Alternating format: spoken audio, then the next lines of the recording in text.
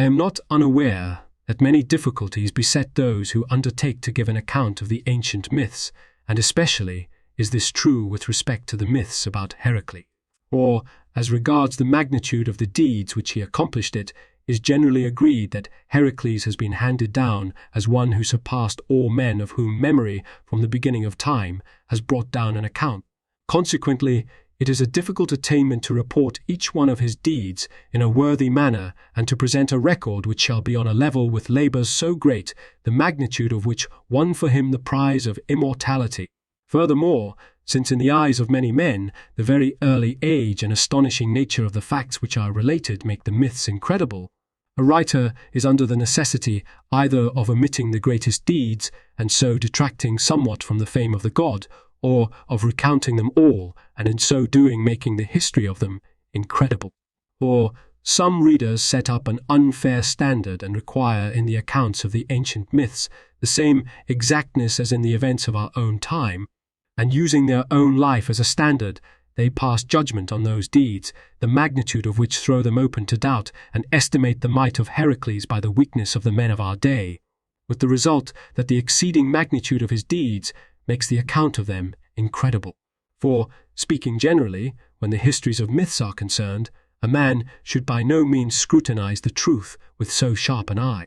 In the theatres, for instance, though we are persuaded there have existed no centaurs who are composed of two different kinds of bodies, nor any Geryones with three bodies, we yet look with favour upon such products of the myth as these, and by our applause we enhance the honour of the god. And strange it would be that Heracles, while yet among mortal men, should by his own labours have brought under cultivation the inhabited world, and that human beings should nevertheless forget the benefactions which he rendered them generally, and slander the commendation he receives for the noblest deeds. And strange that our ancestors should have unanimously accorded immortality to him because of his exceedingly great attainments, and that we should nevertheless fail to cherish and maintain for the god the pious devotion which has been handed down to us from our fathers. However, we shall leave such considerations and relate his deeds from the beginning, basing our account on those of the most ancient poets and writers of myths. This, then, is the story as it has been given us. Perseus was the son of Danae, the daughter of Acrisius and Zeus. Now Andromeda, the daughter of Cepheus, lay with him and bore Electryon, and then Eurydice, the daughter of Pelops, married him and gave birth to Alcmene, who in turn was wooed by Zeus, who deceived her and bore Heracles. Consequently, the sources of his descent, in their entirety, lead back, as is claimed, through both his parents to the greatest of the gods, in the manner we have shown. The prowess which was found in him was not only to be seen in his deeds, but was also recognized even before his birth. For when Zeus lay with Alcmene, he made the night 3 times its normal length, and by the magnitude of the time expended on the procreation, he presaged the exceptional might of the child which would be begotten. And, in general, he did not effect this union from the desire of love, as he did in the case of other women, but rather only for the sake of procreation. Consequently, desiring to give legality to his embraces, he did not choose to offer violence to Alcmene, and yet he could not hope to persuade her because of her chastity, and so, deciding to use deception, he deceived Alcmene by assuming in every respect the shape of Amphitryon. When the natural time of pregnancy had passed, Zeus, whose mind was fixed upon the birth of Heracles, announced in advance in the presence of all the gods that it was his intention to make the child who should be born that day king over the descendants of Perseus. Whereupon Hera, who was filled with jealousy, using as her helper Eileithyia her daughter, checked the birth pains of Alcmene and brought Eurystheus forth to the light before his full time. Zeus, however, though he had been outgeneraled, wished both to fulfill his promise and to take thought for the future fame of Heracles. Consequently, they say, he persuaded Hera to agree that Eurystheus should be king as he had promised, but that Heracles should serve Eurystheus and perform 12 labours, these to be whatever Eurystheus should prescribe, and that, after he had done so, he should receive the gift of immortality. After Alcmene had brought forth the babe, fearful of Hera's jealousy, she exposed it at a place which to this time is called after him the field of Heracles. Now, at this very time, Athena, approaching the spot in the company of Hera, and being amazed at the natural vigour of the child, persuaded Hera to offer it the breast. But when the boy tugged upon her breast with greater violence than would be expected at his age, Hera was unable to endure the pain and cast the babe from her, whereupon Athena took it to its mother and urged her to rear it. And anyone may well be surprised at the unexpected turn of the affair, for the mother, whose duty it was to love her own offspring, was trying to destroy it, while she who cherished towards it a stepmother's hatred, in ignorance, saved the life of one who was her natural enemy. After this, Hera sent 2 serpents to destroy the babe, but the boy, instead of being terrified, gripped the neck of a serpent in each hand and strangled them both. Consequently, the inhabitants of Argos, on learning of what had taken place, gave him the name Heracles, because he had gained glory, Kleos, by the aid of Hera, although he had formerly been called Alcaeus. Other children are given their names by their parents. This one alone gained his name by his valor. After this time, Amphitryon was banished from Tyrenes and changed his residence to Thebes, and Heracles, in his rearing and education, and especially in the thorough instruction which he received in physical exercises, came to be the first by far in bodily strength among all the rest and famed for nobility of spirit. Indeed, while he was still a youth in age, he first of all restored the freedom of Thebes, returning in this way to the city, as though it were the place of his birth, the gratitude which he owed it. For though the Thebans had been made subject to Erginus, the king of the Minyans, and were paying him a fixed yearly tribute, Heracles was not dismayed at the superior power of these overlords, but had the courage to accomplish a deed of fame. Indeed, when the agents of the Minyans appeared to require the tribute and were insolent in their exactions, Heracles mutilated them and then expelled them from the city. Erginus then demanded that the guilty party be handed over to him, and Creon, the king of the Thebans, dismayed at the great power of Erginus, was prepared to deliver the man who was responsible for the crime complained of. Heracles, however, persuading the young men of his age to strike for the freedom of their fatherland, took out of the temples the suits of armor which had been affixed to their walls, dedicated to the gods by their forefathers as spoil from their wars, for there was not to be found in the city any arms in the hands of a private citizen, the Minyans having stripped the city of its arms in order that the inhabitants of Thebes might not entertain any thought of revolting from them. And when Heracles learned that Erginus, the king of the Minyans, was advancing with troops against the city, he went out to meet him in a certain narrow place, whereby he rendered the multitude of the hostile force of no avail, killed Erginus himself, and slew practically all the men who had accompanied him. Then appearing unawares before the city of the Orchomenians and slipping in at their gates, he both burned the palace of the Minyans and razed the city to the ground.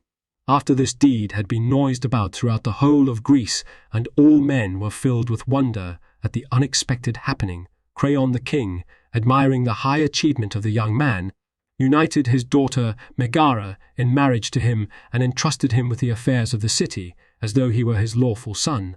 But Eurystheus, who was ruler of Argolis, viewing with suspicion the growing power of Heracles, summoned him to his side and commanded him to perform labors. And when Heracles ignored the summons, Zeus dispatched word to him to enter the service of Eurystheus, whereupon Heracles journeyed to Delphi, and on inquiring of the god regarding the matter, he received a reply which stated that the gods had decided that he should perform 12 labors at the command of Eurystheus, and that, upon their conclusion, he should receive the gift of immortality. At such a turn of affairs, Heracles fell into despondency of no ordinary kind, or he felt that servitude to an inferior was a thing which his high achievements did not deserve, and yet he saw that it would be hurtful to himself and impossible not to obey Zeus, who was his father as well. While he was thus greatly at a loss, Hera sent upon him a frenzy, and in his vexation of soul he fell into a madness.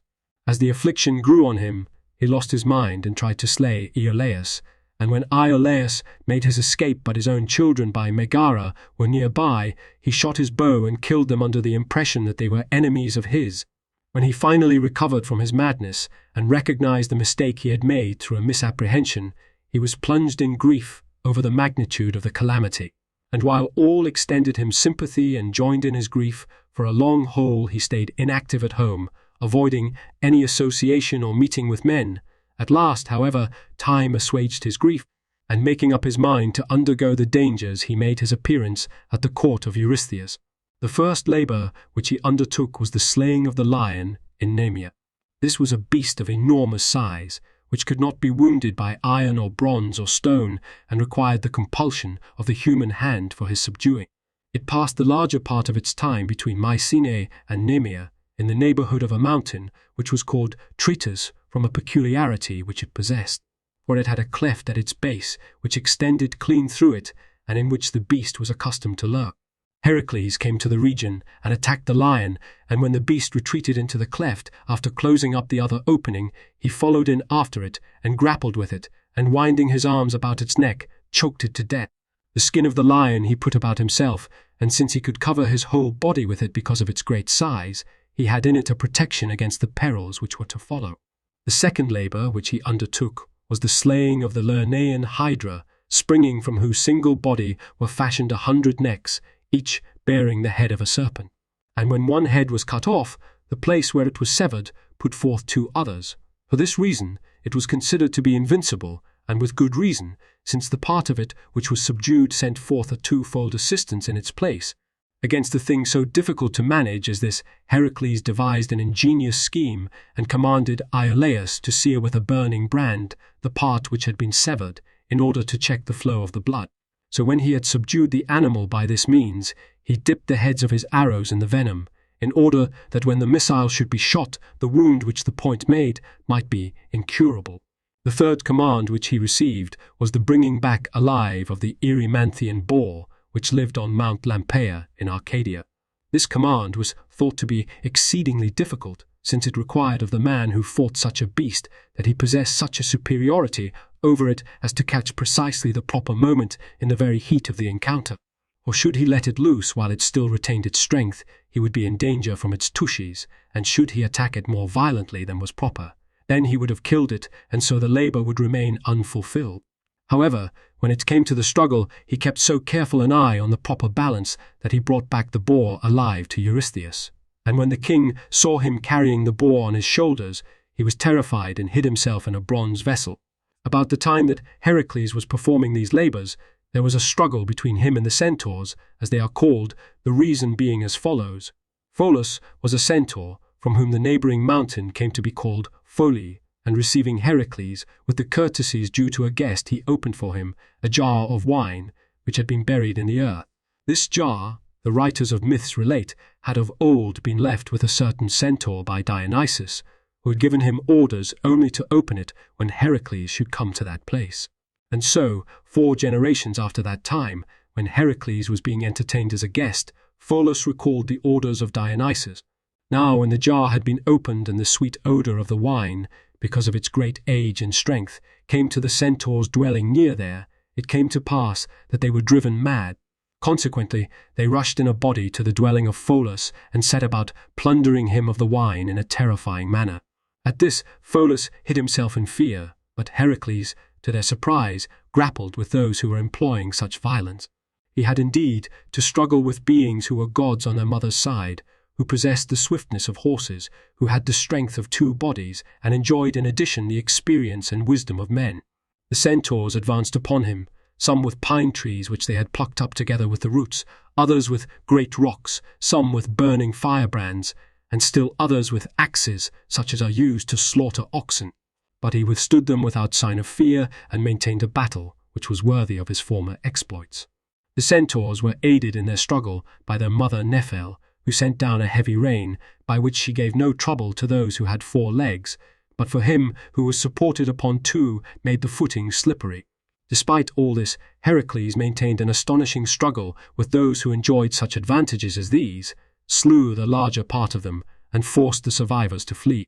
Of the centaurs, which were killed, the most renowned were Daphnis, Argaeus, Amphion, also Hippotion, Oreus, Isoples, Melinchetes, and Darius, Dopon, and Phrixus. As for those who escaped the peril by flight, every one of them later received a fitting punishment. Homidus, for instance, was killed in Arcadia when he was attempting to violate Alcyone, the sister of Eurystheus, and for this feat it came to pass that Heracles was marvelled at exceedingly. Although he had private grounds for hating his enemy, yet because he pitied her who was being outraged, he determined to be superior to others in humanity. A peculiar thing also happened in the case of him who was called Pholus, the friend of Heracles. While he was burying the fallen centaurs, since they were his kindred, and was extracting an arrow from one of them, he was wounded by the barb, and since the wound could not be healed, he came to his death. Heracles gave him a magnificent funeral and buried him at the foot of the mountain, which serves better than a gravestone to preserve his glory. For Foley makes known the identity of the buried man by bearing his name, and no inscription is needed. Likewise, Heracles, unwittingly by a shot from his bow, killed the centaur Chiron, who was admired for his knowledge of healing. But as for the centaurs, let what we have said suffice. The next command which Heracles received was the bringing back of the hart which had golden horns and excelled in swiftness of foot. In the performance of this labor, his sagacity stood him in not less stead than his strength of body.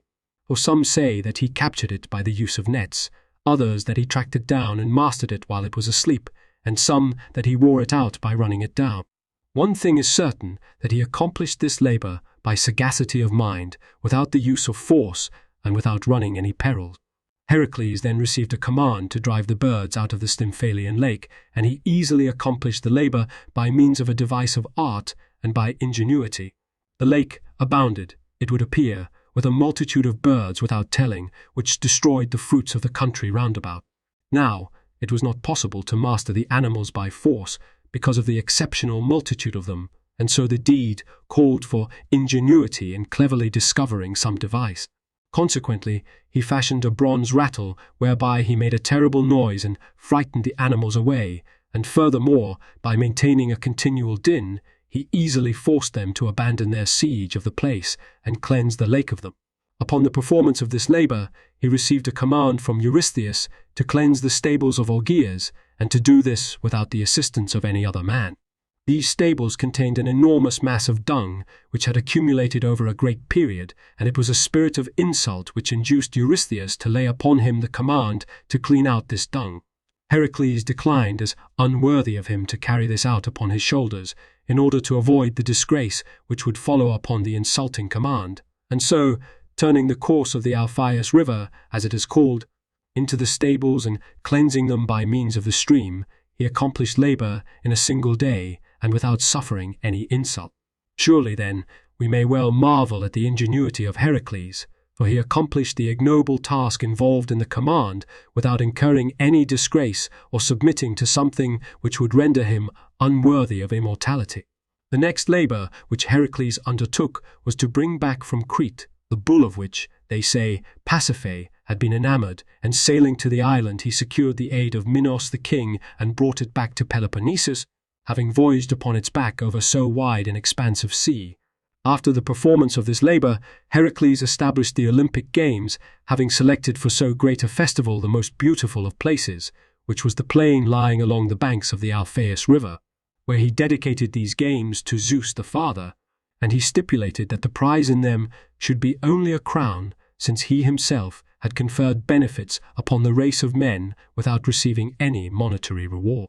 All the contests were won by him without opposition by anyone else, since no one was bold enough to contend with him because of his exceeding prowess. And yet the contests are very different one from another, since it is hard for a boxer or one who enters for the pancration to defeat a man who runs the stadion, and equally difficult for the man who wins first place in the light contests to wear down those who excel in the heavy. Consequently, it was fitting that of all games, the Olympic should be the one most honored, since they were instituted by a nobleman. It would also not be right to overlook the gifts which were bestowed upon Heracles by the gods because of his high achievements. For instance, when he returned from the wars to devote himself to both relaxations and festivals, as well as to feasts and contests, each one of the gods honored him with appropriate gifts, Athena with a robe, Hephaestus with a war club and coat of mail, these two gods vying with one another in accordance with the arts they practiced, the one with an eye to the enjoyment and delight afforded in times of peace, the other looking to his safety amid the perils of war. As for the other gods, Poseidon presented him with horses, Hermes with a sword, Apollo gave him a bow and arrows and taught him their use, and Demeter instituted the lesser mysteries in honor of Heracles, that she might purify him of the guilt he had incurred in the slaughter of the centaurs. A peculiar thing also came to pass in connection with the birth of this god. The first mortal woman, for instance, with whom Zeus lay was Niobe, the daughter of Phoroneus, and the last was Alcmene, who, as the writers of myths state in their genealogies, was the 16th lineal descendant from Niobe. It appears, then, that Zeus began to beget human beings with the ancestors of Alcmene and ceased with her. That is, he stopped with her, his intercourse with mortal women, since he had no hope that he would beget in after times one who would be worthy of his former children, and was unwilling to have the better followed by the worse. After this, when the giants about Pallene chose to begin the war against the immortals, Heracles fought on the side of the gods, and slaying many of the sons of earth, he received the highest approbation. For Zeus gave the name of Olympian only to those gods who had fought by his side, in order that the courageous, by being adorned by so honorable a title, might be distinguished by this designation from the coward. And of those who were born of mortal women, he considered only Dionysus and Heracles worthy of this name, not only because they had Zeus for their father, but also because they had avowed the same plan of life as he and conferred great benefits upon the life of men. And Zeus, when Prometheus had taken fire and given it to men, put him in chains and set an eagle at his side which devoured his liver. But when Heracles saw him suffering such punishment because of the benefit which he had conferred upon men, he killed the eagle with an arrow, and then, persuading Zeus to cease from his anger, he rescued him who had been the benefactor of all. The next labor which Heracles undertook was the bringing back of the horses of Diomedes, the Thracian. The feeding troughs of these horses were of brass because the steeds were so savage, and they were fastened by iron chains because of their strength, and the food they ate was not the natural produce of the soil, but they tore apart the limbs of strangers, and so got their food from the ill lot of hapless men. Heracles, in order to control them, threw to them their master Diomedes, and when he had satisfied the hunger of the animals by means of the flesh of the man who had taught them to violate human law in this fashion, he had them under his control. And when the horses were brought to Eurystheus, he consecrated them to Hera, and in fact their breed continued down to the reign of Alexander of Macedon. When this labor was finished, Heracles sailed forth with Jason as a member of the expedition to the Colchi to get the golden fleece. But we shall give a detailed account of these matters in connection with the expedition of the Argonauts. Heracles then received a command to bring back the girdle of Hippolyte the Amazon, and so made the expedition against the Amazon. Accordingly, he sailed into the Pontus, which was named by him Euxinus, and continuing to the mouth of the Thermodon River, he encamped near the city of the Themyscira, in which was situated the palace of the Amazon. And first of all, he demanded of them the girdle which he had been commanded to get, but when they would pay no heed to him, he joined battle with them. Now, the general mass of the Amazons were arrayed against the main body of the followers of Heracles, but the most honored of the women were drawn up opposite Heracles himself and put up a stubborn battle. The first, for instance, to join battle with him was Aella, who had been given this name because of her swiftness, but she found her opponent more agile than herself. The second, Philippes, encountering a mortal blow at the very first conflict, was slain. Then he joined battle with Protho, who, they said, had been victorious 7 times over the opponents whom she had challenged to battle. When she fell, the fourth, whom he overcame, was known as Eriboea. She had boasted that, because of the manly bravery which she displayed in contests of war, she had no need of anyone to help her, but she found her claim was false when she encountered her better.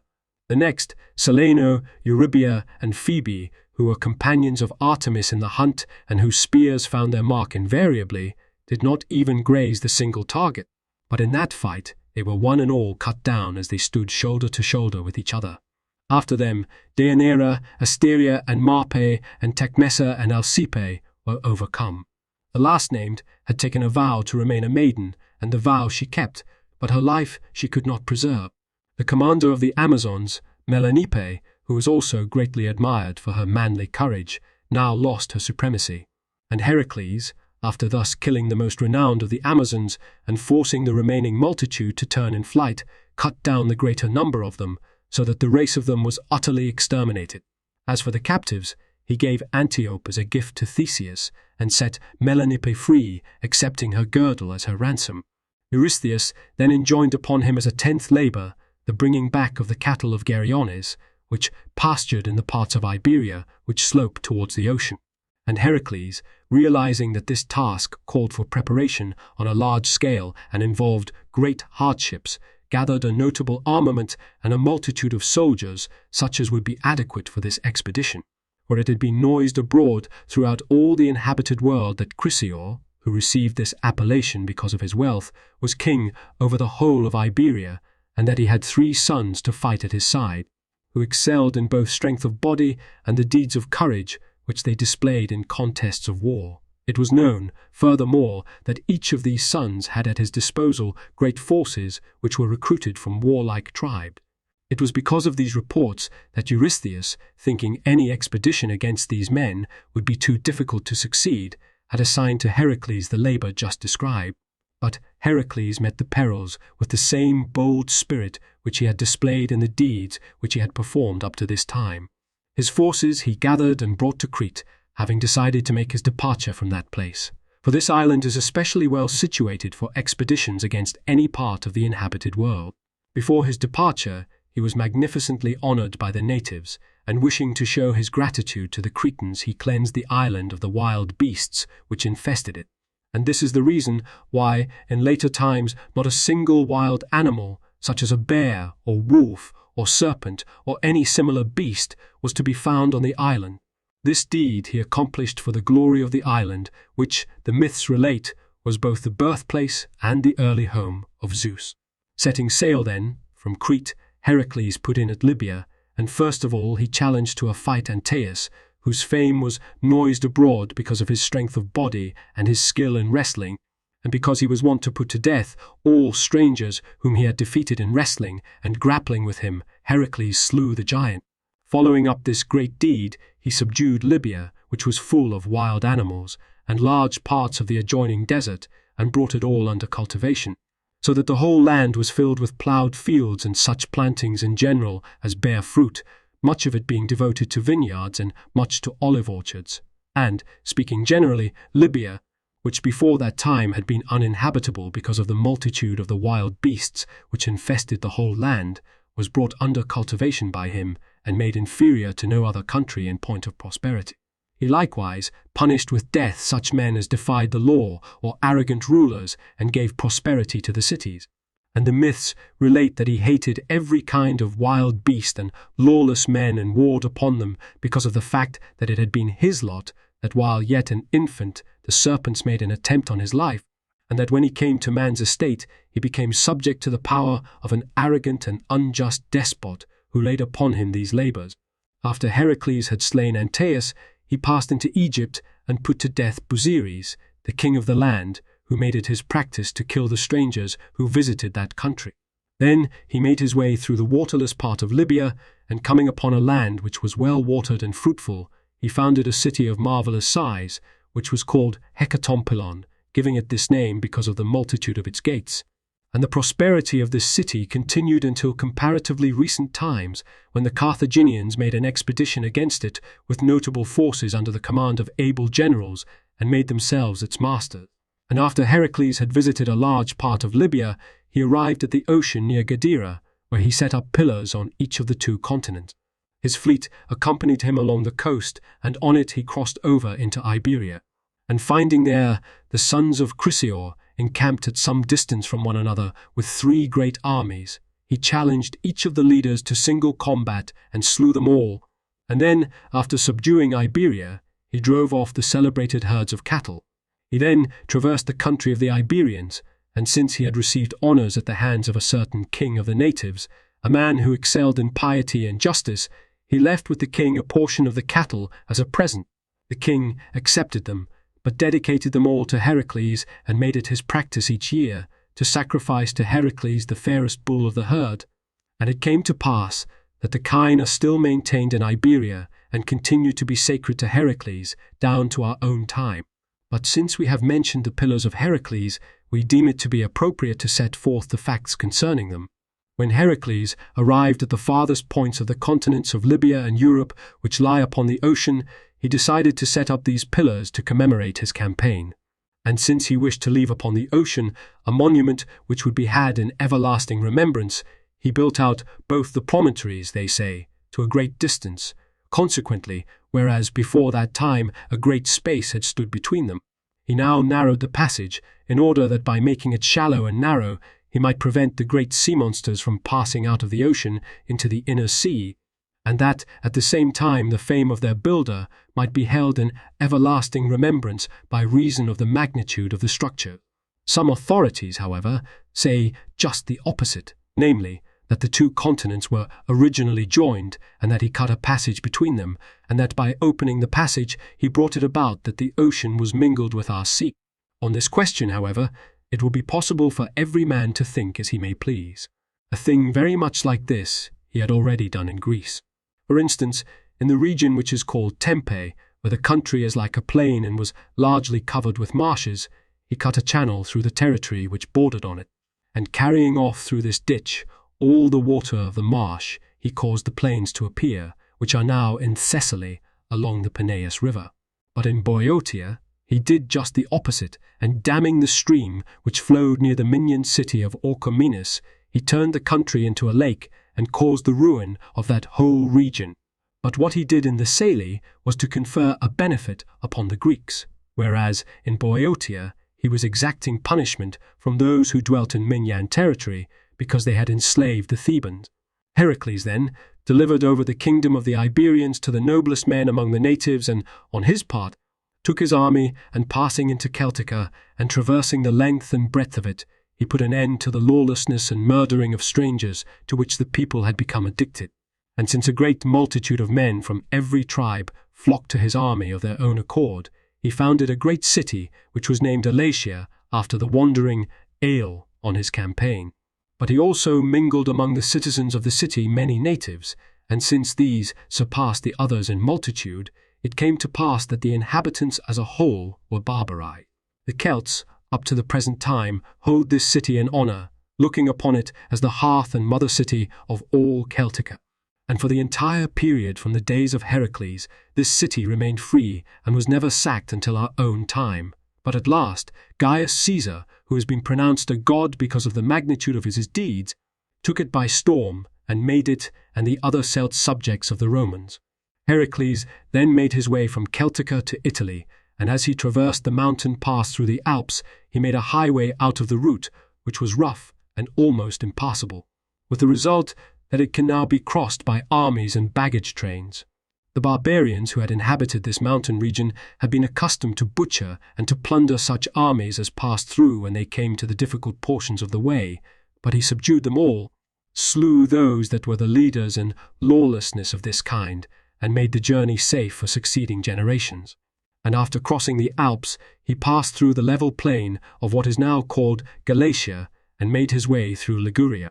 The Ligurians who dwell in this land possess a soil which is stony and altogether wretched, and, in return for the labours and exceedingly great hardships of the natives, produces only scanty crops which are wrung from it. Consequently, the inhabitants are of small bulk and are kept vigorous by their constant exercise, for, since they are far removed from the carefree life which accompanies luxury, they are light in their movements and excel in vigour when it comes to contests of war.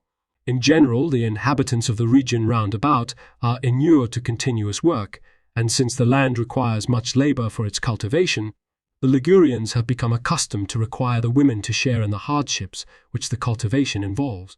And since both the men and the women work side by side for hire, it came to pass that a strange and surprising thing took place in our day in connection with a certain woman. She was with child, and while working for hire in company with the men, she was seized by the labour pains in the midst of her work, and quietly withdrew into a thicket. Here she gave birth to the child, and then, after covering it with leaves, she hid the babe there, and herself rejoined the labourers, continuing to endure the same hardship as that in which they were engaged, and giving no hint of what had happened. And when the babe wailed and the occurrence became known, the overseer could in no wise persuade her to stop her work. And indeed, she did not desist from the hardship until her employer took pity upon her, paid her the wages due her, and set her free from work. After Heracles had passed through the lands of the Ligurians and of the Tyrrhenians, he came to the river Tiber and pitched his camp at the site where Rome now stands. But this city was founded many generations afterwards by Romulus, the son of Ares, and at this time certain people of the vicinity had their homes on the Palatine Hill, as it is now called, and formed an altogether inconsiderable city. Here, some of the notable men, among them Cassius and Panarius, welcomed Heracles with marked acts of hospitality and honored him with pleasing gifts, and memorials of these men abide in Rome to the present day. For, of the nobles of our time, the gens which bears the name Pinarii still exists among the Romans, being regarded as very ancient, and as for Cassius, there is a passage on the Palatine which leads downward, furnished with a stairway of stone, and is called after him the Steps of Cassius, and it lies near the original house of Cassius. Now Heracles received with favour the goodwill shown him by the dwellers on the Palatine, and foretold to them that, after he had passed into the circle of the gods, it would come to pass that whatever men should make a vow to dedicate to Heracles a tithe of their goods would lead a more happy and prosperous life.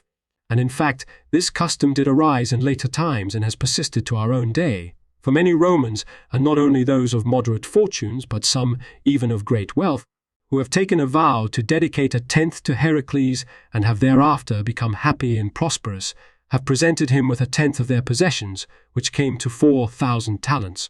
Lucullus, for instance, who was perhaps the wealthiest Roman of his day, had his estate appraised and then offered a full tenth of it to the god, thus providing continuous feastings and expensive ones withal. Furthermore, the Romans have built to this god a notable temple on the bank of the Tiber, with the purpose of performing in it the sacrifices from the proceeds of the tithe. Heracles then moved on from the Tiber, and as he passed down the coast of what now bears the name of Italy, he came to the Cumaean plain. Here, the myths relate, there were men of outstanding strength, the fame of whom had gone abroad for lawlessness, and they were called giants. This plain was called Phlegraean, fiery, from the mountain which of old spouted forth a huge fire as Etna did in Sicily. At this time, however, the mountain is called Vesuvius and shows many signs of the fire which once raged in those ancient times. Now the giants, according to the account, on learning that Heracles was at hand, gathered in full force and drew themselves up in battle order against him. The struggle which took place was a wonderful one, in view of both the strength and the courage of the giants, but Heracles, they say, with the help of the gods who fought on his side, gained the upper hand in the battle, slew most of the giants, and brought the land under cultivation. The myths record that the giants were sons of the earth because of the exceedingly great size of their bodies. With regard, then, to the giants who were slain in Phlegra, this is the account of certain writers of myths who have been followed by the historian Timaeus also. From the Phlegraean plain, Heracles went down to the sea, where he constructed works about the lake, which bears the name Lake of Avernus, and is held sacred to Persephone. Now this lake lies between Misenum and Dicaea, near the hot waters, and is about 5 stades in circumference and of incredible depth, for its water is very pure and has to the eye a dark blue color because of its very great depth. And the myths record that in ancient times there had been on its shores an oracle of the dead which, they say, was destroyed in later days. Lake Avernus once had an opening into the sea, but Heracles is said to have filled up the outlet and constructed the road which runs at this time along the sea and is called after him the Way of Heracles. These, then, are the deeds of Heracles in the regions mentioned above. And moving on from there, he came to a certain rock in the country of the people of Poseidonia, where the myths relate that a peculiar and marvellous thing once took place. There was, that is, among the natives of the region, a certain hunter, the fame of whom had gone abroad because of his brave exploits in hunting. On former occasions, it had been his practice to dedicate to Artemis the heads and feet of the animals he secured and to nail them to the trees. But once, when he had overpowered a huge wild boar, he said, as though in contempt of the goddess, "The head of the beast I dedicate to myself," and bearing out this words, he hung the head on a tree, and then, the atmosphere being very warm, at midday he fell asleep. And while he was thus asleep, the thong broke, and the head fell down of itself upon the sleeper and killed him. And in truth, there is no reason why anyone should marvel at this happening, for many actual occurrences are recorded which illustrate the vengeance this goddess takes upon the impious. But in the case of Heracles, his piety was such that the opposite happened to him. For when he had arrived at the border between Regine and Locris, and lay down to rest after his wearying journey, they say that he was disturbed by the crickets, and that he prayed to the gods that the creatures which were disturbing him might disappear, whereupon the gods granted his petition. And not only did his prayer cause the insects to disappear for the moment, but in all later times, as well not a cricket has ever been seen in the land. When Heracles arrived at the strait where the sea is narrowest, he had the cattle taken over into Sicily, but as for himself, he took hold of the horn of a bull and swam across the passage, the distance between the shores being 13 stades. As Timaeus says, upon his arrival in Sicily, Heracles desired to make the circuit of the entire island, and so set out from Pelorias in the direction of Eryx. While passing along the coast of the island, the myths relate, the nymphs caused warm baths to gush forth so that he might refresh himself after the toil sustained in his journeying. There are 2 of these, called respectively Hemirea and Aegisteia, each of them having its name from the place where the baths are. As Heracles approached the region of Eryx, he was challenged to a wrestling match by Eryx, who was the son of Aphrodite and Boutas, who was then king of that country. The contest of the rivals carried with it a penalty, whereby Eryx was to surrender his land and Heracles the cattle. Now at first, Eryx was displeased at such terms, maintaining that the cattle were of far less value as compared with the land. But when Heracles, in answer to his arguments, showed that if he lost the cattle, he would likewise lose his immortality, Eryx agreed to the terms, and wrestling with him was defeated and lost his land. Heracles turned the land over to the natives of the region, agreeing with them that they should gather the fruits of it until one of his descendants should appear among them and demand it back, and this actually came to pass. For in fact, many generations later, Dorieus the Lacedaemonian came to Sicily, and taking back the land, founded the city of Heraclea. Since the city grew rapidly, the Carthaginians, being jealous of it and also afraid that it would grow stronger than Carthage and take from the Phoenicians their sovereignty, came up against it with a great army, took it by storm, and razed it to the ground. But this affair we shall discuss in detail in connection with the period in which it falls. While Heracles was making the circuit of Sicily at this time, he came to the city which is now Syracuse, and on learning what the myth relates about the rape of Core, he offered sacrifices to the god Estes on a magnificent scale. And after dedicating to her the fairest bull of his herd and casting it in the spring Chian, he commanded the natives to sacrifice each year to Core and to conduct at Cyane a festive gathering and a sacrifice in splendid fashion. He then passed with his cattle through the interior of the island, and when the native Sicani opposed him in great force, he overcame them in a notable battle and slew many of their number, among whom certain writers of myths relate were also some distinguished generals who received the honors accorded to heroes even to this day, such as Leucaspes, Pediacrates, Buffonas, Glychatas, Baitaias, and Critidas. After this, Heracles, as he passed through the plain of Leontini, marveled at the beauty of the land, and to show his affection for the men who honored him, he left behind him there imperishable memorials of his presence.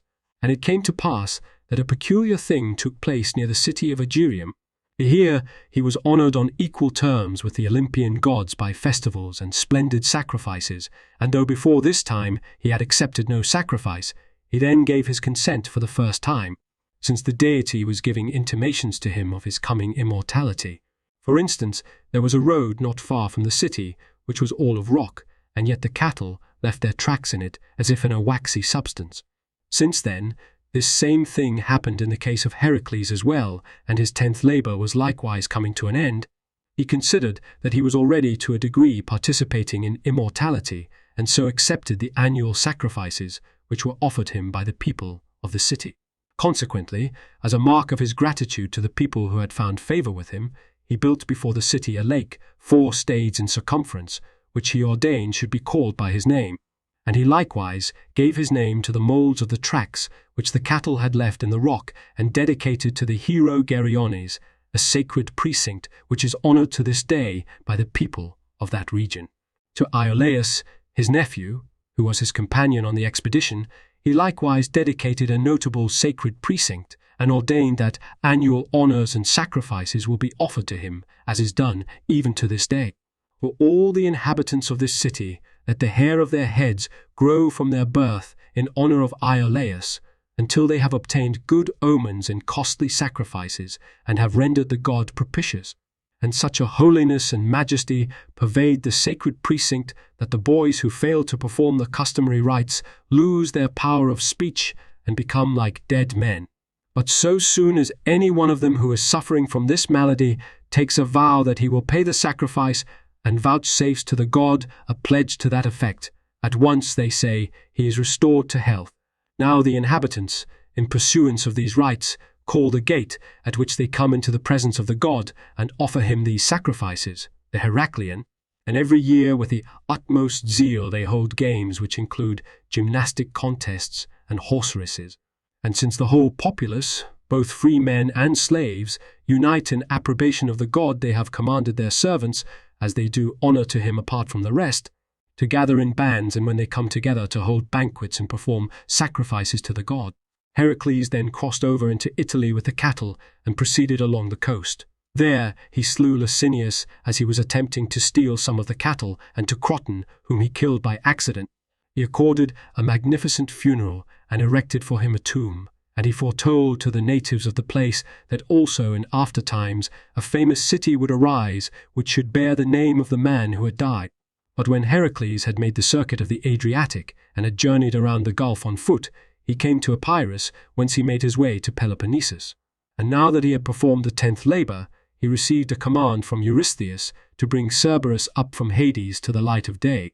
And assuming that it would be to his advantage for the accomplishment of this labor, he went to Athens and took part in the Eleusinian mysteries, Musaeus, the son of Orpheus, being at that time in charge of the initiatory rites.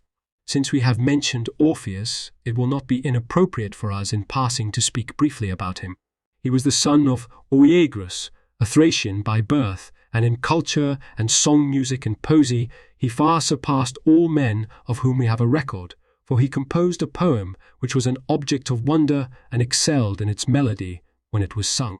And his fame grew to such a degree that men believed that with his music he held a spell over both the wild beasts and the tree. And after he had devoted his entire time to his education and had learned whatever the myths had to say about the gods, he journeyed to Egypt, where he further increased his knowledge, and so became the greatest man among the Greeks, both for his knowledge of the gods and for their rites, as well as for his poems and song. He also took part in the expedition of the Argonauts, and because of the love he held for his wife, he dared the amazing deed of descending into Hades, where he entranced Persephone by his melodious song and persuaded her to assist him in his desires and to allow him to bring up his dead wife from Hades, in this exploit resembling Dionysus. For the myths relate that Dionysus brought up his mother Semele from Hades, and that, sharing with her his own immortality, he changed her name to Thayer. But now that we have discussed Orpheus, we shall return to Heracles. Heracles, then, according to the myths which have come down to us, descended into the realm of Hades, and being welcomed like a brother by Persephone, brought Theseus and Pirithous back to the upper world after freeing them from their bonds. This he accomplished by the favor of Persephone, and receiving the dog Cerberus in chains he carried him away to the amazement of all and exhibited him to men. The last labor which Heracles undertook was the bringing back of the golden apples of the Hesperides, and so he again sailed to Libya. With regard to these apples, there is disagreement among the writers of myths, and some say that there were golden apples in certain gardens of the Hesperides in Libya, where they were guarded without ceasing by a most formidable dragon, whereas others assert that the Hesperides possessed flocks of sheep which excelled in beauty and were therefore called for their beauty, as the poets might do, golden apples, just as Aphrodite is called golden because of her loveliness. There are some, however, who say that it was because the sheep had a peculiar color like gold that they got this designation, and that Draken, dragon, was the name of the shepherd of the sheep, a man who excelled in strength of body and courage, who guarded the sheep and slew any who might dare to carry them off. But with regard to such matters, it will be every man's privilege to form such opinions as accord with his own belief. At any rate, Heracles slew the guardian of the apples, and after he had duly brought them to Eurystheus, and had in this wise finished his labors, he waited to receive the gift of immortality, even as Apollo had prophesied to him. But we must not fail to mention what the myths relate about Atlas and about the race of the Hesperides. The account runs like this. In the country known as Hesperides, there were two brothers whose fame was known abroad, Hesperus and Atlas. These brothers possessed flocks of sheep which excelled in beauty and were in color of a golden yellow, this being the reason why the poets, in speaking of these sheep as mela, called them golden mela. Now Hesperus begat a daughter named Hesperis, whom he gave in marriage to his brother, and after whom the land was given the name Hesperitis. And Atlas begat by her 7 daughters, who were named after their father Atlantides, and after their mother Hesperides. And since these Atlantides excelled in beauty and chastity, Busiris, the king of the Egyptians, the account says, was seized with desire to get the maidens into his power, and consequently he dispatched pirates by sea with orders to seize the girls and deliver them into his hands. About this time, Heracles, while engaged in the performance of his last labor, slew in Libya Antaeus, who was compelling all strangers to wrestle with him, and upon Busiris in Egypt, who was sacrificing to Zeus the strangers who visited his country, he inflicted the punishment which he deserved. After this, Heracles sailed up the Nile into Ethiopia, where he slew Emathion, the king of the Ethiopians, who made battle with him unprovoked, and then returned to the completion of his last labor. Meanwhile, the pirates had seized the girls while they were playing in a certain garden, and carried them off, and fleeing swiftly to their ships, had sailed away with them. Heracles came upon the pirates as they were taking their meal on a certain strand, and learning from the maidens what had taken place, he slew the pirates to a man, and brought the girls back to Atlas their father. And in return, Atlas was so grateful to Heracles for his kindly deed, that he not only gladly gave him such assistance as his labor called for, but he also instructed him quite freely in the knowledge of astrology. For Atlas had worked out the science of astrology to a degree surpassing others, and had ingeniously discovered the spherical nature of the stars, and for that reason was generally believed to be bearing the entire firmament upon his shoulders. Similarly, in the case of Heracles, when he had brought to the Greeks the doctrine of the sphere, he gained great fame, as if he had taken over the burden of the firmament which Atlas had borne, since men intimated in this enigmatic way what had actually taken place. While Heracles was busied with the matters just described, the Amazons, they say, of whom there were some still left in the region of the Thermodon River, gathered in a body and set out to get revenge upon the Greeks for what Heracles had done in his campaign against them. They were especially eager to punish the Athenians because Theseus had made a slave of Antiope, the leader of the Amazons, or, as others write, of Hippolyte. The Scythians had joined forces with the Amazons, and so it came about that a notable army had been assembled, with which the leaders of the Amazons crossed the Cimmerian Bosporus and advanced through Thrace. Finally, they traversed a large part of Europe and came to Attica, where they pitched their camp in what is at present called after them the Amazoneum. When Theseus learned of the oncoming of the Amazons, he came to the aid of the forces of his citizens, bringing with him the Amazon Antiope, by whom he already had a son, Hippolytus. Theseus joined battle with the Amazons, and since the Athenians surpassed them in bravery, he gained the victory, and of the Amazons who opposed him, some he slew at the time, and the rest he drove out of Attica. And it came to pass that Antiope, who was fighting at the side of her husband Theseus, distinguished herself in the battle and died fighting heroically. The Amazons who survived renounced their ancestral soil and returned with the Scythians into Scythia and made their homes among that people. But we have spoken enough about the Amazons and shall return to the deeds of Heracles.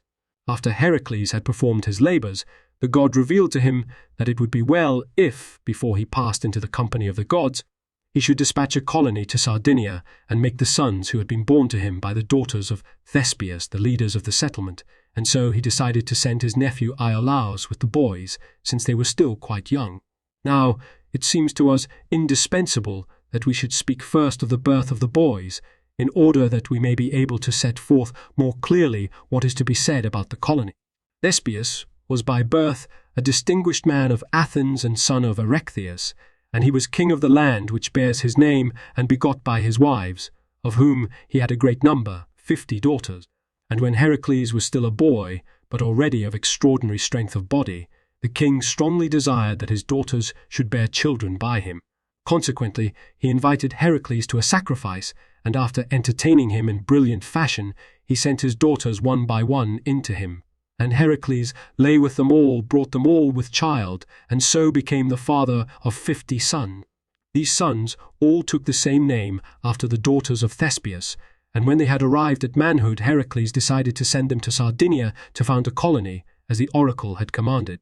And since the expedition was under the general command of Iolaus, who had accompanied Heracles on practically all of his campaigns, the latter entrusted him with the care of the Thespiada and the planting of the colony. Of the 50 boys, 2 continued to dwell in Thebes, their descendants, they say, being honored even to the present day, and 7 in the spire, where they are called Demuchi, and where their descendants, they say, were the chief men of the city until recent times. All the other Thespiadae, and many more who wished to join in the founding of the colony, Iolaus took with him and sailed away to Sardinia.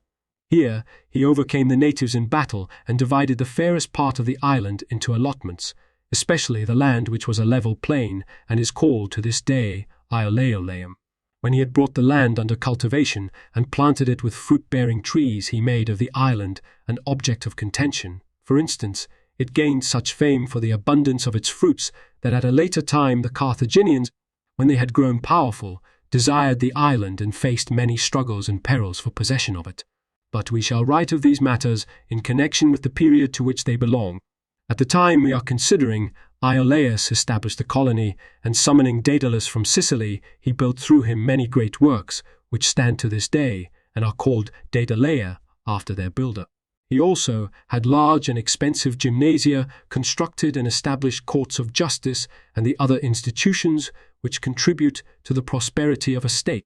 Furthermore, Iolaus named the folk of the colony Iolais, calling them after himself, the Thespiadae consenting to this and granting to him this honor as to a father. In fact, his regard for them led them to entertain such a kindly feeling towards him that they bestowed upon him as a title the appellation usually given to the progenitor of a people. Consequently, those who in later times offer sacrifices to this god address him as Father Iolaus, as the Persians do when they address Cyrus. After this, Iolaus, on his return to Greece, sailed over to Sicily and spent a considerable time on that island. And at this time, several of those who were visiting the island in his company remained in Sicily because of the beauty of the land, and uniting with the Sicani, they settled in the island, being especially honored by the native.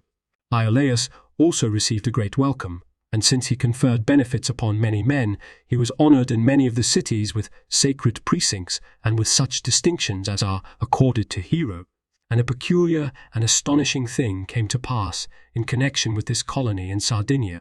For the god had told them in an oracle that all who joined in this colony and their descendants should continually remain free men forevermore, and the event in their case has continued to be in harmony with the oracle even to our own time.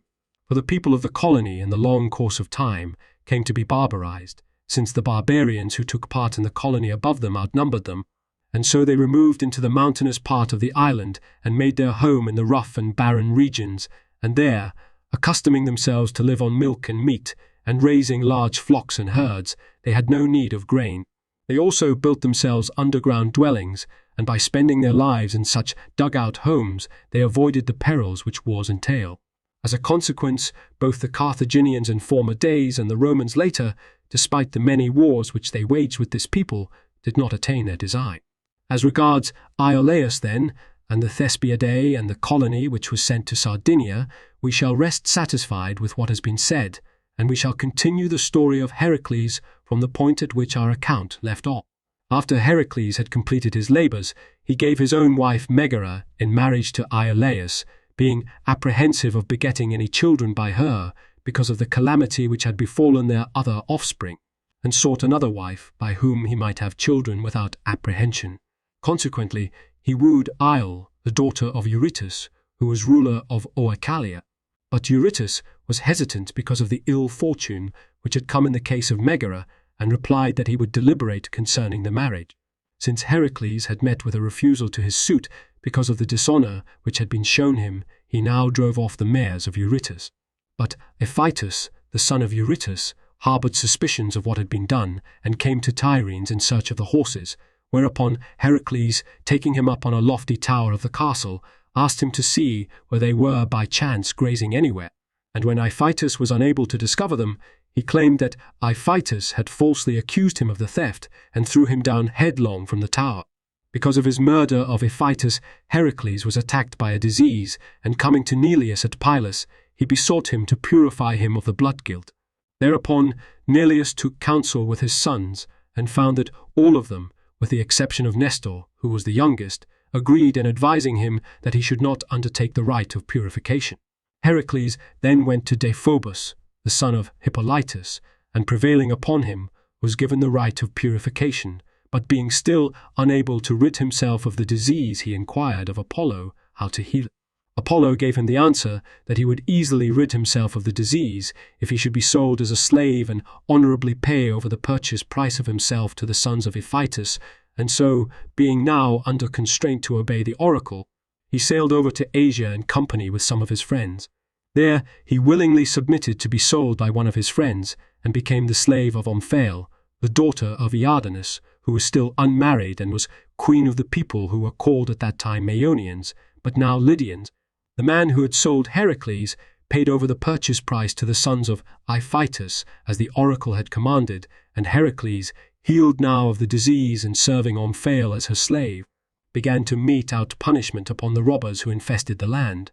As for the Sicopes, for instance, as they are called, who were robbing and committing many evil acts, some of them he put to death, and others he took captive and delivered in chains to Omphale.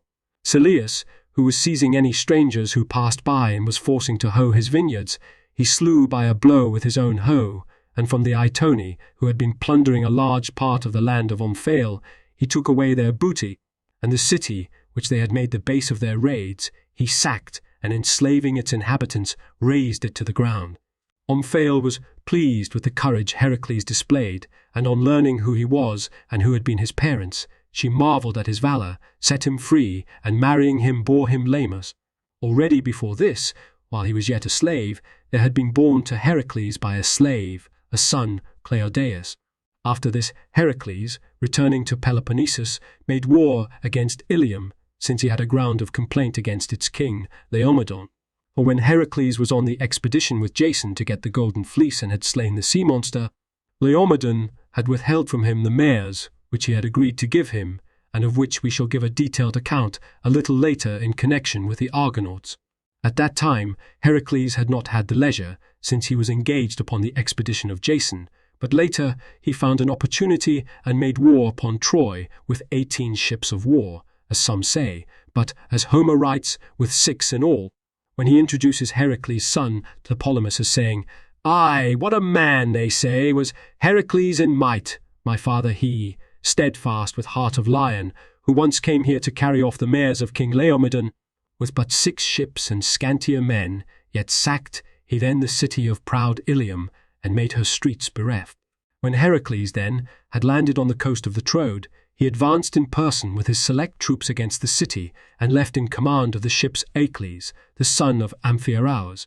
And since the presence of the enemy had not been expected, it proved impossible for Laomedon, on account of the exigencies of the moment, to collect a passable army, but gathering as many soldiers as he could, he advanced with them against the ships, in the hope that if he could burn them, he could bring an end to the war. Orcles came out to meet him, but when he, the general, fell, the rest succeeded in making good their flight to the ships and in putting out to sea from the land. Laomedon then withdrew, and joining combat with the troops of Heracles near the city, he was slain himself and most of the soldiers with him. Heracles then took the city by storm, and after slaughtering many of its inhabitants, in the action he gave the kingdom of the Iliadae to Priam because of his sense of justice. For Priam was the only one of the sons of Laomedon who had opposed his father and had counselled him to give the mares back to Heracles, as he had promised to do. And Heracles crowned Telamon with the meed of valour by bestowing upon him Hesione, the daughter of Laomedon, for in the siege he had been the first to force his way into the city, while Heracles was assaulting the strongest section of the wall of the Acropolis. After this, Heracles returned to Peloponnesus and set out against Argias, since the latter had defrauded him of his reward. It came to a battle between him and the Ellens, but on this occasion he had no success, and so returned to Olenus to Dexamenus.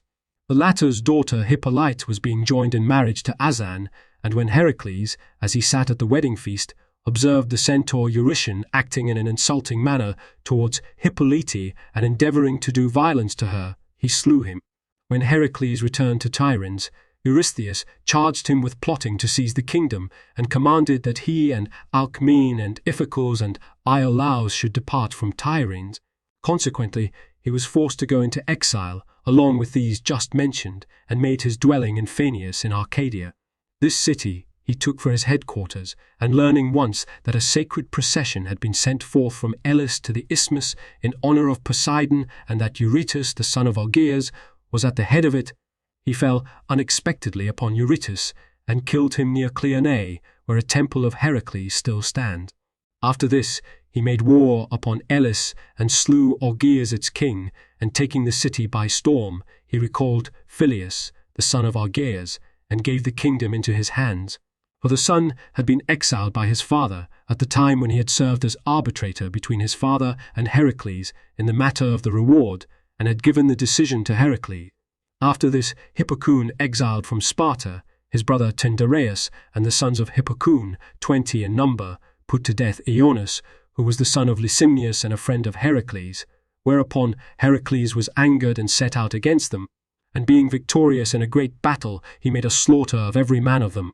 Then, taking Sparta by storm, he restored Tyndareus, who was the father of the Dioscuri, to his kingdom, and bestowed upon him the kingdom on the ground that it was his by right of war, commanding him to keep it safe for Heracles' own descendants. There fell in the battle but a very few of the comrades of Heracles, though among them were famous men, such as Iphiclus and Cepheus and 17 sons of Cepheus, since only 3 of his 20 sons came out alive, whereas of the opponents Hippocoon himself fell, and 10 sons along with him, and vast numbers of the rest of the Spartans. From this campaign, Heracles returned into Arcadia, and as he stopped at the home of Aleos the king, he lay secretly with his daughter Olge, brought her with child, and went back to Stymphalus.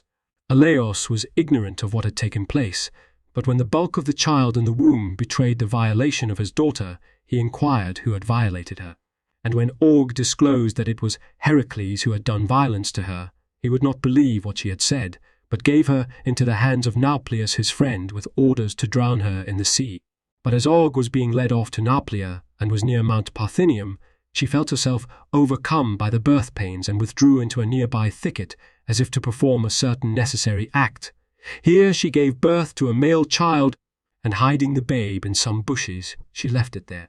After doing this, Og went back to Nauplius, and when she had arrived at the harbour of Nauplia in Argolis, she was saved from death in an unexpected manner. Nauplius, that is, decided not to drown her, as he had been ordered, but to make a gift of her to some Carians who were setting out for Asia, and these men took Org to Asia, and gave her to Teuthras, the king of Mysia. As for the babe that had been left on Parthenium by Org, certain herdsmen belonging to Corythus the king came upon it as it was getting its food from the teat of a hind, and brought it as a gift to their master. Corythus received the child gladly, raised him as if he were his own son, and named him Telephus after the hind, Elephos, which had suckled it. After Telephus had come to manhood, being seized with the desire to learn who his mother was, he went to Delphi and received the reply to sail to Mysia to Teuthras the king. Here he discovered his mother, and when it was known whose father was, he received the heartiest welcome. And since Teuthras had no male children, he joined his daughter Argiope in marriage to Telephus and named him his successor to the kingdom. In the 5th year after Heracles had changed his residence to Phaneus, being grieved over the death of Oiones, the son of Lysimnius, and of Iphiclus his brother, he removed of his free will from Arcadia and all Peloponnesus. There withdrew with him a great many people of Arcadia, and he went to Calydon in Aetolia and made his home there. And since he had neither legitimate children nor a lawful wife, he married Deianira, the daughter of Oeneus, Meleager being now dead. In this connection, it would not, in our opinion, be inappropriate for us to digress briefly and to speak of the reversal of fortune which befell Meleager. The facts are these. Once when Oeneus had an excellent crop of grain, he offered sacrifices to the other gods, but neglected Artemis alone, and angered at him for this, the goddess sent forth against him the famous Caledonian boar, a creature of enormous size. This animal harried the neighboring land and damaged the farms, whereupon Meleager, the son of Oeneus, being then in the bloom of youth and excelling in strength and in courage, took along with himself many of the bravest men and set out to hunt the beast. Meleager was the first to plunge his javelin into it, and by general agreement was accorded the reward of valor, which consisted of the skin of the animal. But Atalante, the daughter of Scoeneus, participated in the hunt, and since Meleager was enamored of her, he relinquished in her favor the skin and the praise for the greatest bravery. The sons of Theseus, however, who had also joined in the hunt, were angered at what he had done, since he had honored a stranger woman above them and set kinship aside. Consequently, setting at naught the award which Meleager had made, they lay in wait for Atalante, and falling upon her as she returned to Arcadia, took from her the skin. Meleager, however, was deeply incensed, both because of the love which he bore Atalante, and because of the dishonor shown her, and espoused the cause of Atalante. And first of all, he urged the robbers to return to the woman the meed of valor which he had given her, and when they paid no heed to him, he slew them, although they were brothers of Thayer. Consequently, Thayer, overcome with anguish at the slaying of the men of her own blood, uttered a curse in which she demanded the death of Meleager, and the immortals, so the account runs, gave heed to her and made an end of his life. But certain writers of myths give the following account. At the time of the birth of Meleager, the Fates stood over Thayer in her sleep, and said to her that her son Meleager would die at the moment when the brand in the fire had been consumed. Consequently, when she had given birth, she believed that the safety of her child depended upon the preservation of the brand, and so she guarded the brand with every care. Afterward, however, being deeply incensed at the murder of her brothers, she burned the brand, and so made herself the cause of the death of Meleager. But as time went on, she grieved more and more over what she had done, and finally made an end of her life by hanging. At the time that these things were taking place, the myth continues, Hipponus in Alanus, angered at his daughter Peribaea because she claimed that she was with child by Ares, sent her away into Aetolia to Oeneus with orders for him to do away with him at the first opportunity. Oeneus, however, who had recently lost son and wife, was unwilling to slay Peribaea, but married her instead and begat a son, Tydeus. Such, then, is the way the story runs of Meleager and Thayer and Oeneus. But Heracles, desiring to do a service to the Caledonians, diverted the river Achelous, and making another bed for it, he recovered a large amount of fruitful land which was now irrigated by this stream. Consequently, certain poets, as we are told, have made this deed into a myth, for they have introduced Heracles as joining battle with Achelous, the river assuming the form of a bull and as breaking off in the struggle one of his horns, which he gave to the Aetolians. This they call the horn of Amalthea, and represent it as filled with a great quantity of every kind of autumn fruit, such as grapes and apples and the like, the poets signifying in this obscure manner by the horn of Achelous the stream, which ran through the canal, and by the apples and pomegranates and grapes the fruitful land which was watered by the river, and the multitude of its fruit-bearing plants.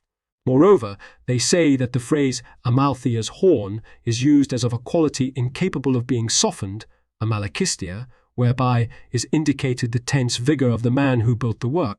Heracles took the field with the Caledonians against the Thesprotians, captured the city of Ephyra by storm, and slew Phyleus the king of the Thesprotians.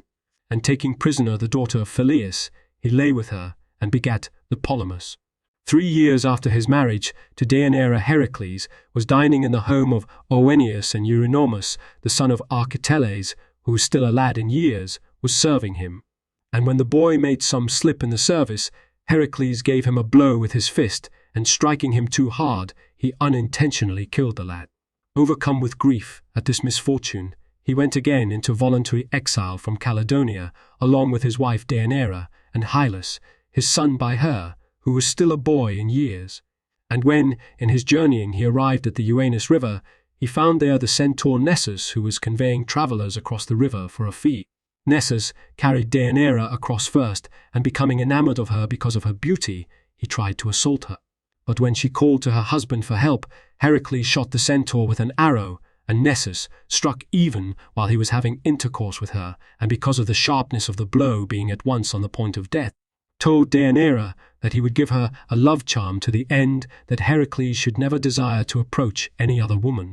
He urged her, accordingly, to take the seed which had fallen from him, and, mixing it with olive oil and the blood which was dripping from the barb of the arrow, to anoint with this the shirt of Heracles. This counsel, then, Nessus gave Deianira, and at once breathed his last.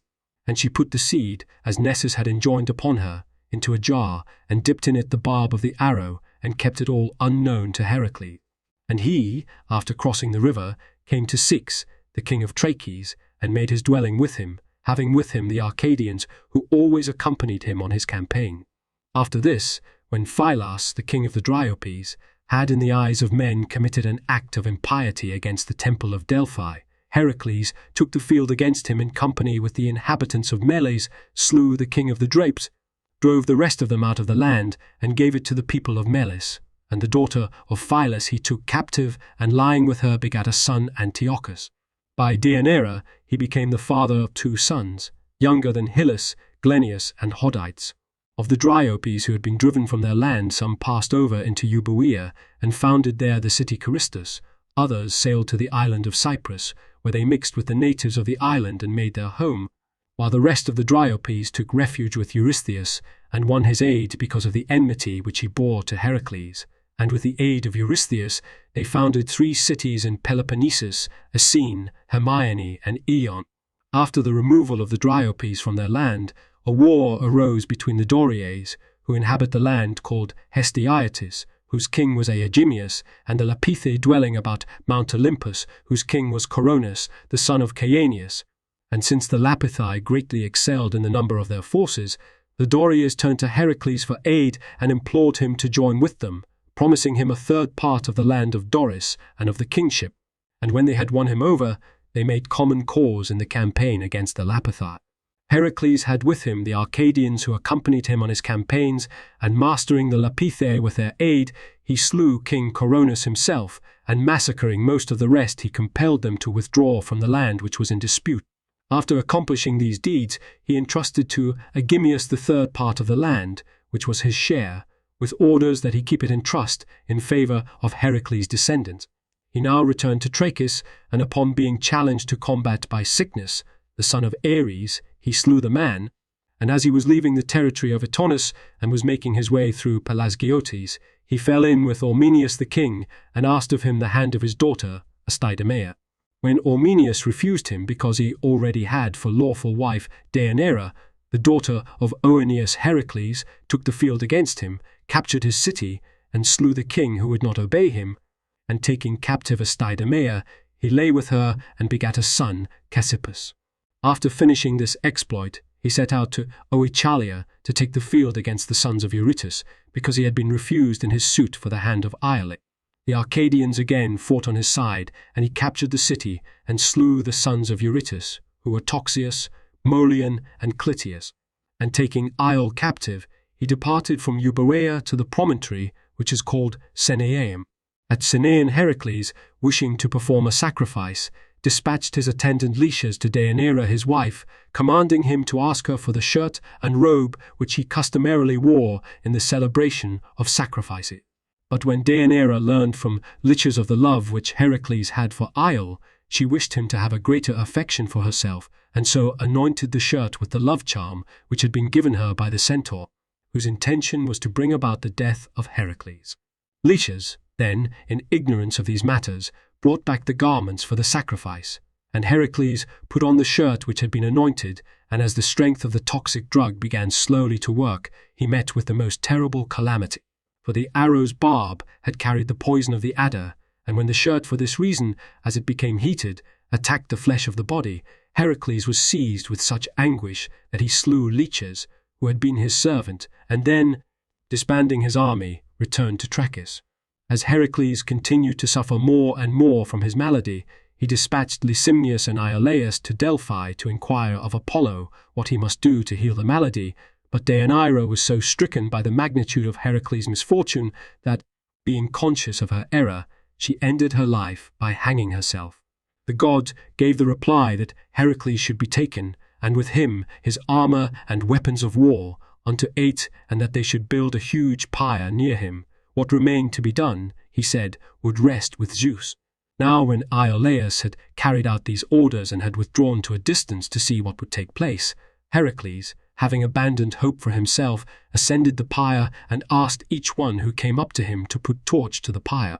And when no one had the courage to obey him, Philoctetes alone was prevailed upon, and he, having received in return for his compliance the gift of the bow and arrows of Heracles, lighted the pyre. And immediately lightning also fell from the heavens, and the pyre was wholly consumed. After this, when the companions of Iolaus came to gather up the bones of Heracles and found not a single bone anywhere, they assumed that, in accordance with the words of the oracle, he had passed from among men into the company of the gods. These men, therefore, performed the offerings to the dead as to a hero, and after throwing up a great mound of earth, returned to Trachis. Following their example, Menœtius, the son of Actor and a friend of Heracles, sacrificed a boar and a bull and a ram to him as to a hero, and commanded that each year in Opus Heracles should receive the sacrifices and honors of a hero. Much the same thing was likewise done by the Thebans, but the Athenians were the first of all other men to honor Heracles with sacrifices like as to a god, and by holding up as an example for all other men to follow their own reverence for the god, they induced the Greeks first of all, and after them all men throughout the inhabited world, to honor Heracles as a god. We should add to what has been said about Heracles, that after his apotheosis, Zeus persuaded Hera to adopt him as her son, and henceforth for all time to cherish him with a mother's love, and this adoption, they say, took place in the following manner. Hera lay upon a bed, and drawing Heracles close to her body, then let him fall through her garments to the ground, imitating in this way the actual birth. And this ceremony is observed to this day by the barbarians whenever they wish to adopt a son.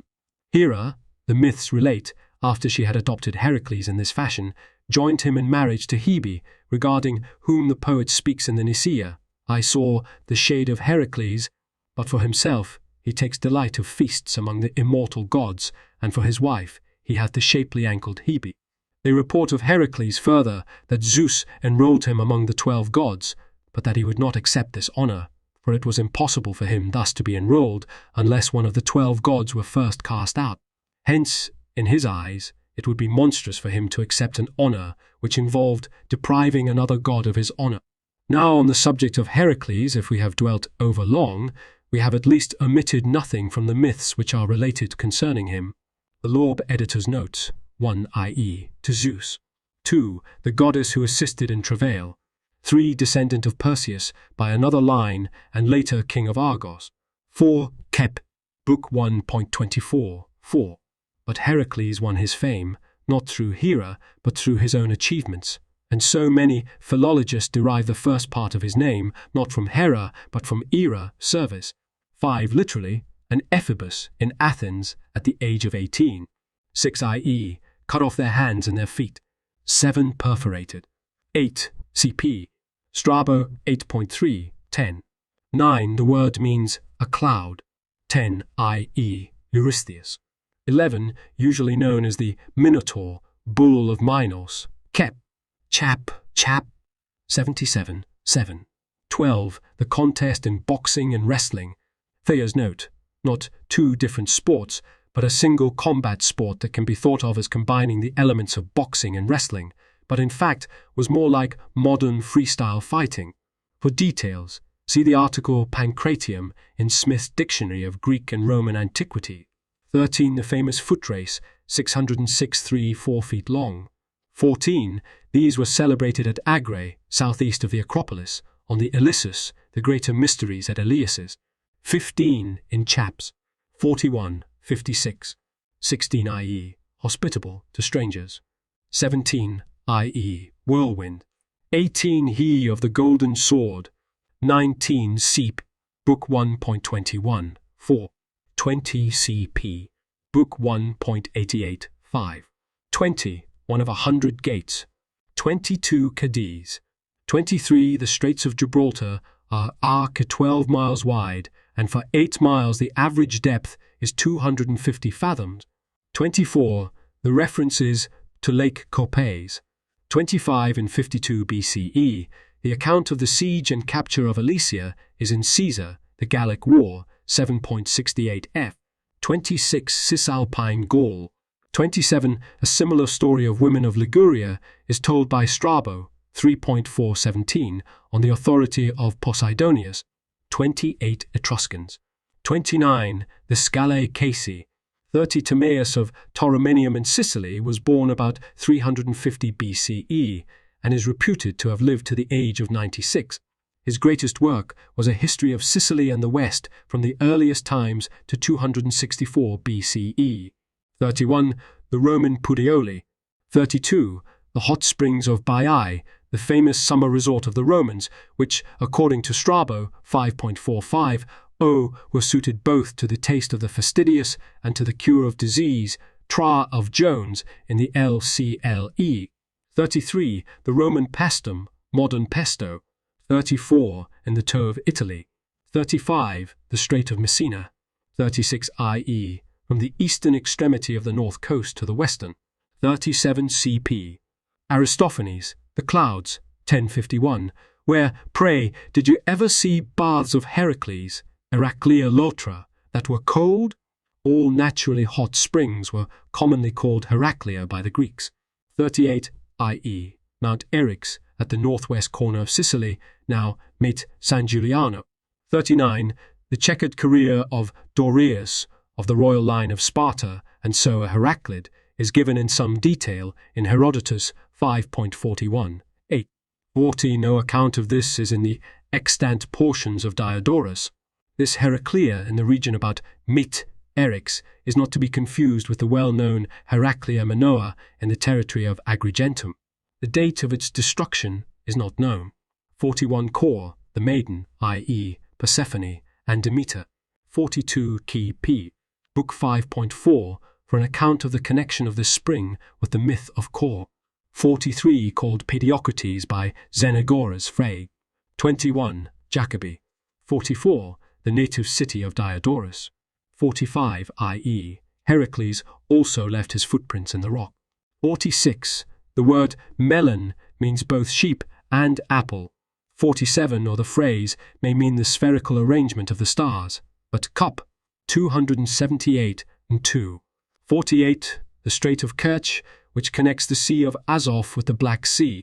49 this spot was probably on the slopes of the Areopagus. Keep. Acillus, Eumenides, 685 f.